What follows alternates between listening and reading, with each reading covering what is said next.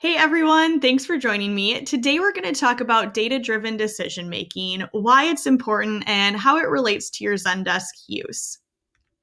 McKinsey reported that data driven organizations are 23 times more likely to acquire customers, 9 times more likely to establish customer loyalty, and 19 times more likely to achieve above average profitability. From an importance standpoint, these three factors are immensely important in creating a successful business as a whole. Now, relating it more back to Zendesk, you have conversations with your end users daily. Within those conversations is a plethora of data that then gets stored within Zendesk.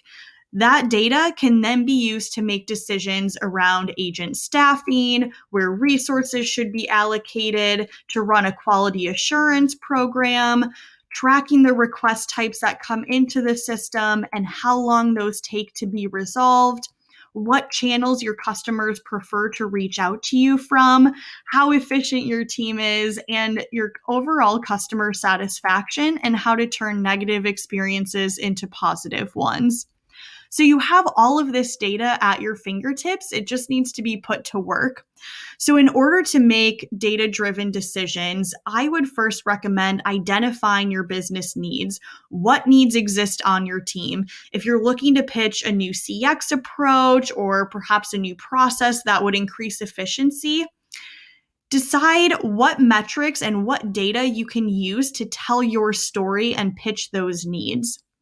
Utilize Zendesk Explore. Explore is your native reporting tool. Spend some time enabling yourself on how you can get the most out of that tool to fully understand the data that is being fed into the system.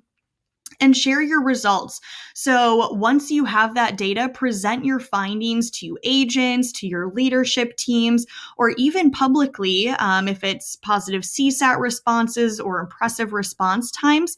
But use that data to really drive home what your ask is. So what are you asking of your internal teams or external users, and the reasoning behind it.